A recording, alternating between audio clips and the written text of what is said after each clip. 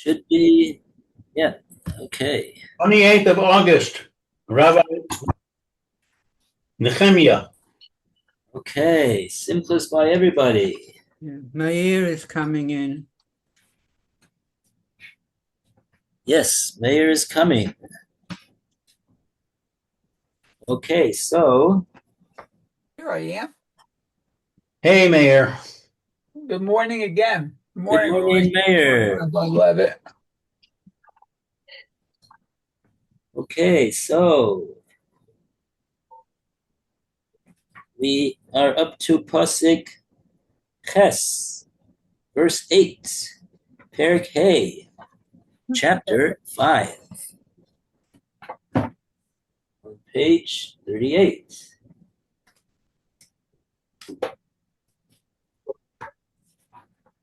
In Sefer Nehemia.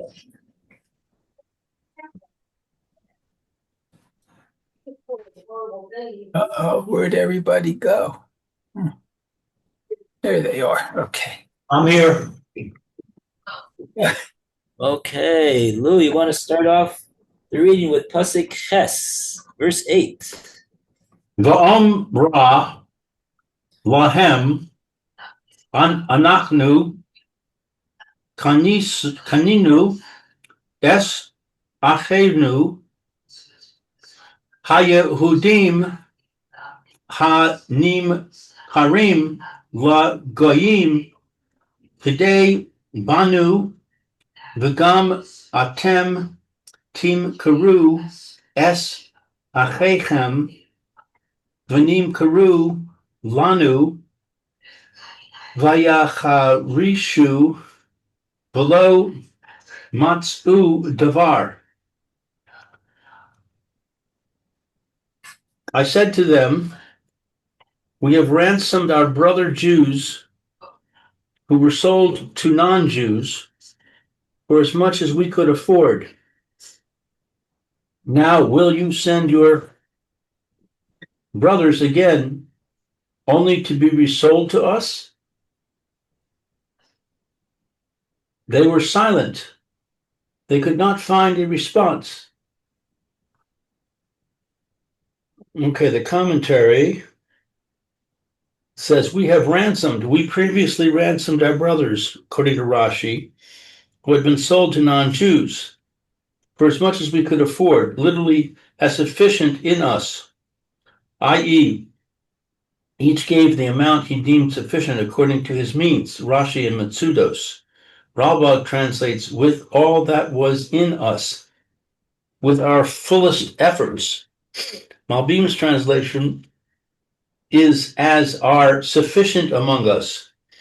Aren't there already enough people among us who were redeemed from captivity to the non-Jews? Now will you send your brothers again only to be resold to us? Nehemia showed rich Jews the absurdity of the situation. You who now own Jewish slaves whom you have taken from your fellow Jews will sell them to the non-Jews when your own wealth begins to wane. Then, as in the past, the Jewish community to which you belong will redeem them. Thus, you yourselves will eventually pay the non-Jews for the very slaves you sold to them, according to Rashi. Oh, wow. Rimi Trani translates, now you too will sell your brothers. They will be sold to us. We are forced to redeem the slaves from your hands, just as we were forced to redeem them from the non-Jews. According to Mitsudos, Nehemia spoke sarcastically, saying, sell your brothers to be sold to us. It is not befitting to redeem a slave from the hands of your brother. Better sell your slaves to the non-Jews so that we may redeem them from your hands. They were silent from embarrassment, according to Rashi. That's it for 8.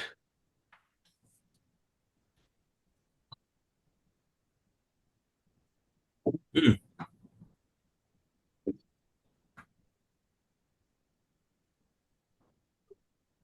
Hmm. Okay. Pasuk Tess. Go to Roy, please. Pasuk Tess, verse 9. ויאמר לא טוב הדבר אשר אתם עושים אלוהו ביראת אלוהינו תלכו מחר תאפס הגויים אויבינו. The thing you are doing is not good. Is it not so that you will go with the fear of our God because of the reproach of the nations, our enemies?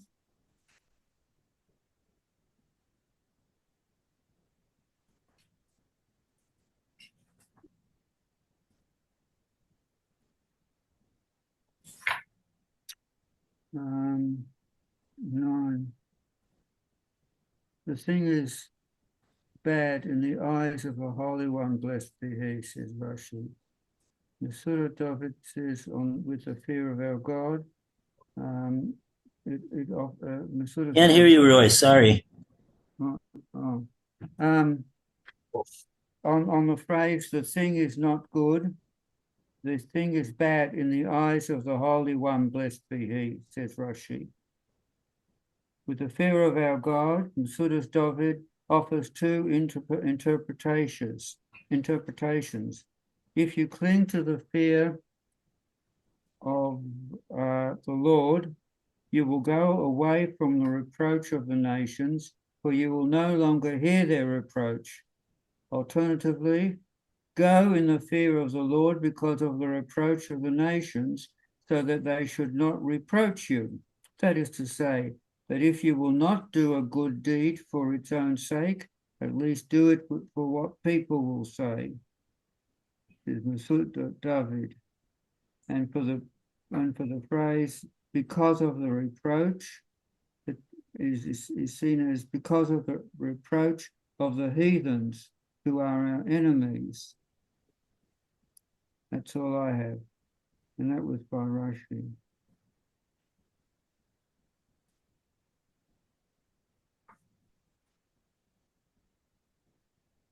Uh-huh.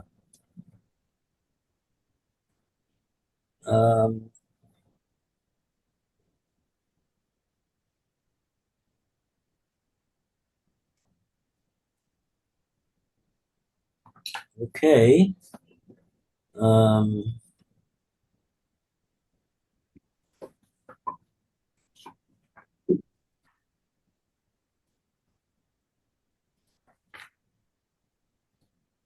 I guess the Nehemia said, this thing that you are doing is not good. What's this thing? That was what he just got through talking about in the previous pasuk about trading with the Jewish, making slaves out of their fellow Jews, and then selling them to the goyim, and then having to ransom them from the goyim. So that's what he's talking about, I'm assuming. And Nehemiah is saying this is not a good thing that you are doing.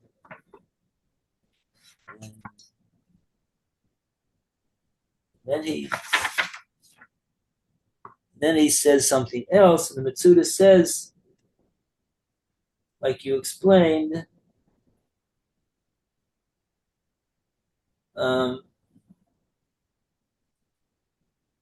so you have to. I'm assuming that what Nehemiah is asking is to stop doing that at the very least, and maybe even to try to correct the situation that's already been created. They don't speak about that. Maybe the later psukim will speak about that. But the next part of the last part of the pasuk is talking about the motives. you should, of course, lechatchila, you should behave in a. I have a note here from the Malbim on this last part of the pasuk. Surely you should walk with Yiras Elokim, and then it says mitnei, because of the scorn of the nations, the reproach of the nations, our enemies.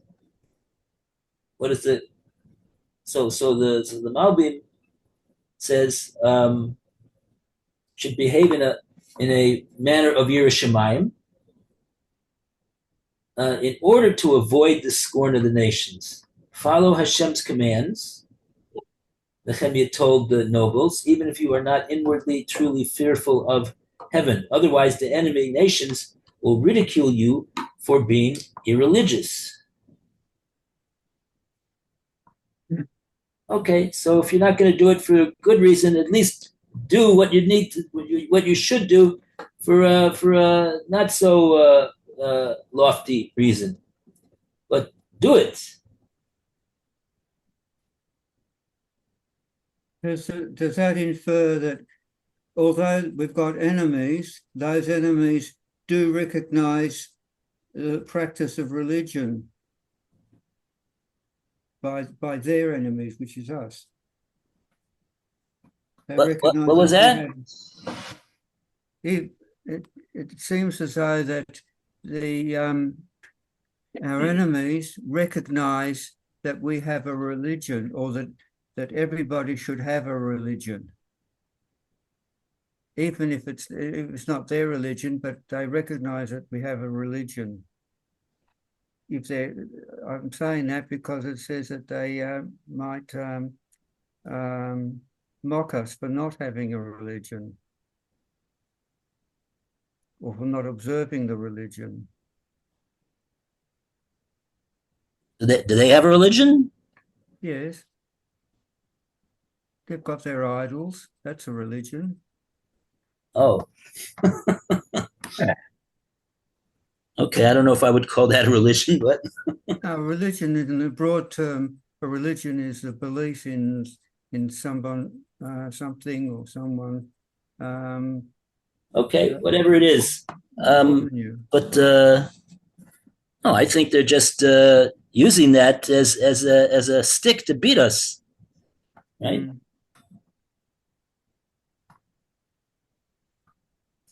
You that claim that you're so holy, how could you do such a thing like that? Are they holy? No. But they use it as a stick to beat us with, that's all.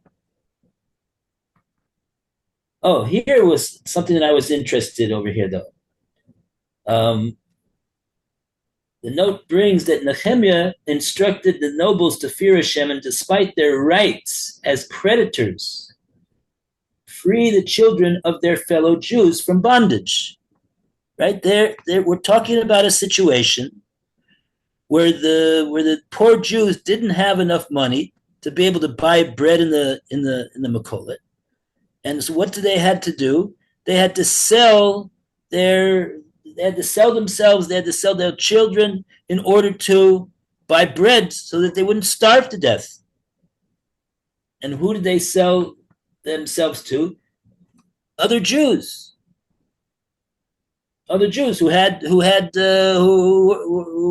money to buy them. So Nehemia is saying to them, it's true that you bought that person's child fair and square, right? He sold it to you willingly, and you bought it. You bought him, so you have a right to own him. But walk before Hashem with Yiras Shamayim. What does that mean? So they say over here that Nehemia was demanding from them to free the children of their fellow Jews from slavery. Give the child back to the parents. He doesn't have any money to pay you. So what are you going to do? You're going to sell this child to a goy who does have money to give you? No, don't do that.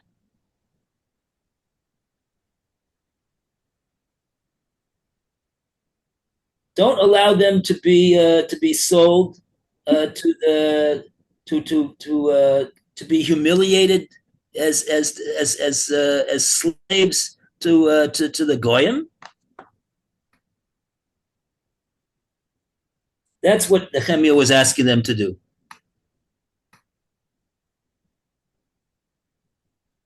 I don't understand why Nehemia doesn't say to the rich people who own the children, take good care of them.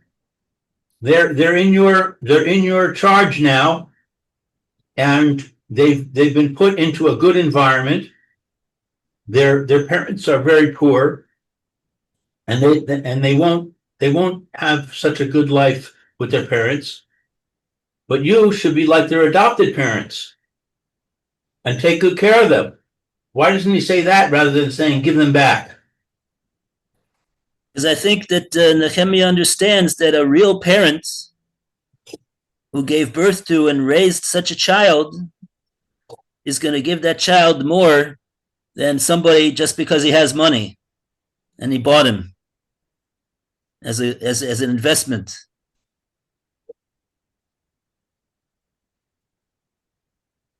But the children are starving. Right? Right? So what will Nehemiah say to that? Give them tzedakah, give them food. Give them back their children and give them food so that they won't starve to death also. Right? Uh-huh. I think that's clear. Okay.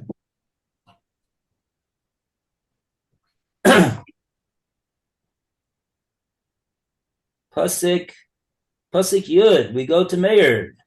Okay. You have time? Yeah. Good.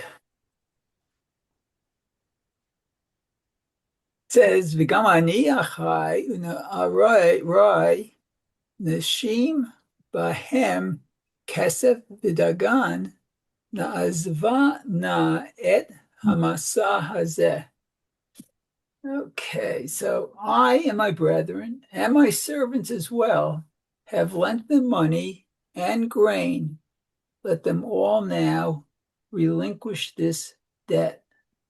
Okay. The Gamani Achai Une'arai.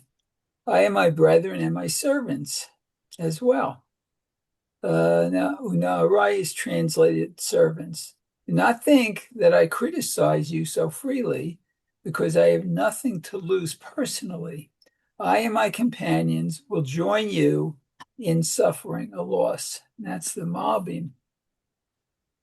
Na'azva na et hamasa hazeh. Let us now relinquish this debt. Rashi and Malbim explain that this refers to Nehemiah and his companions. Mitzudot, however, translate, let us relinquish this debt. Nehemiah referred to the nobles as well as to himself and his companions. Let us together relinquish the debt.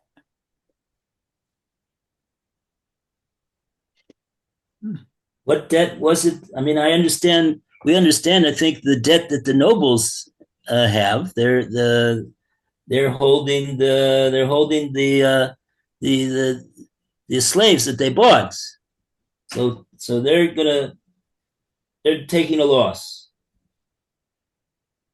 But why is Nehemiah saying, let us relinquish the debt together? Well, who did they lend the money to, like you said, and the grain that the pasuk says? Oh, so that's the other thing. This that I answered Lou, it's not what Nehemiah was asking of them to do, apparently. Or at least Nehemiah was informing them, you should know, you all of you fat cats, you should know that I, together with my brethren, whoever those people are, and my servants, we have we have lent money and grain to these people so that they'll be able to make their way. So we're also participating in so to speak. Maybe that's what he means. Just let the debt go. Just give it up. Even though Nehemia is he's talking about giving tzedakah. It's not a losing deal. It's tzedakah. It's not only tzedakah. It's mamish tzolos nefashos. But maybe I'm just wondering why is he calling it put it in the same category as the aristocrats and the nobles, the rich people. Maybe to make it that he's sharing the burden, so to speak. He's not asking them to take the burden completely upon themselves. These rich people. He and himself even is participating monetarily in giving from his resources whatever he has. Nehemia and his brethren and his servants, even his servants. Wow. Okay.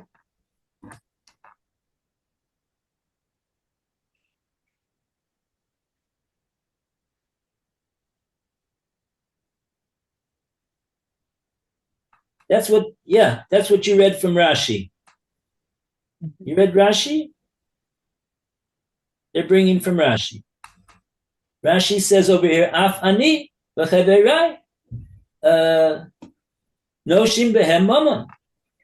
Nehemia is telling them, you should know that I also have lent them money. I lent them money. Oh, that's the point. That's the point. That's why Nehemia is saying, let's together relinquish the debts. Right? The noblemen and these guys, they didn't initially want to forego the debt. They said, "Oh, we loan first." They lent money to these poor people, and the poor people couldn't pay. So then they maybe sold their children in order to pay the loan that they couldn't pay. So Nehemia is saying, look, I also did the same thing. I loaned them money and I didn't get paid. And so let's just relinquish the debt. Let's just let go of it. Let's forgive it. That's what that's what Nehemia is saying, that he's asking these noblemen and aristocrats, people that have money.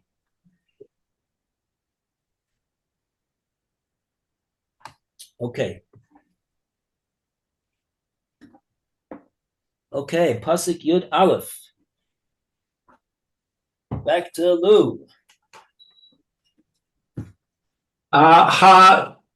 Hashivu na lahem ki hayom sedosehem kar mehem zehem uvatehem umaat hakesef v'hadagan hatirosh v'hayitzhar asher atem noshim bahem. Return to them now this very day their fields, their vineyards, their olive orchards, and their homes, as well as the hundreds in money and the grain and wine and oil that you hold against them. Return to them now, having announced his own intention to relinquish the debts owed to him. Nehemia now urges the others to join him and do the same. This very day, literally as this day, now is a time of great need, since there is a famine and the people are involved in constructing the wall and have become impoverished and in need of food, according to Malbim, as well as the hundreds in money, large sums of money, according to Rashi, Ralbag, see Ramban on Breshis, Mea, I'm sorry, Ma'at, literally the hundred is understood as Me'os, the hundreds, according to Re Mitrani. Mitsudos and Malbim translate the hundred shkalim of silver. The inordinately large sum of 100 was chosen to stress that the loans must be relinquished no matter how large, even up to the sum of 100 silver pieces. That you hold against them. The loans of silver, grain, wine, and oil must be relinquished, although the relinquishing of these loans is not spelled out in the text. Only the restoration of the fields, vineyards, and olive orchards is mentioned specifically. It is evident that this was Nehemiah's request, since the nobles replied in the next verse, "We shall return it all, and we will make no demands of them for repayment of the loans," according to Ibn Ezra. Wow, that's a big deal.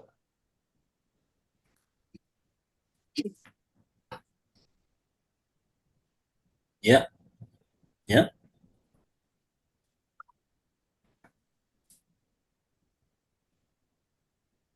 Okay, Pasuk Yud base.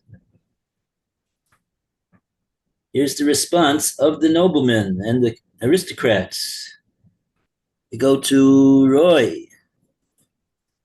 Well, they said, Yomaru Nashiv, Umehem Lo Nebakech, Kain Naaseh Kaasher Atah Omer V'ekara Es Hayim V'Oshavi La'asot Kedavo Hazeh. And they said, this is their response, we shall return, and we shall not demand of them, so shall we do as you say.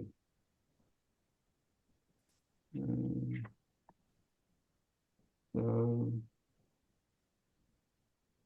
let me say something.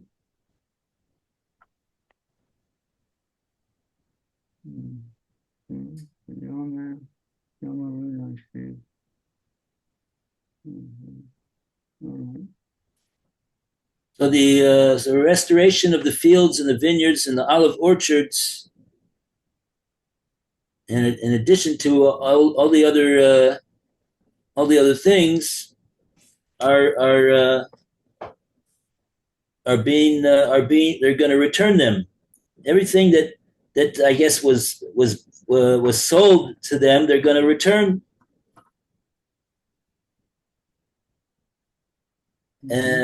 Property of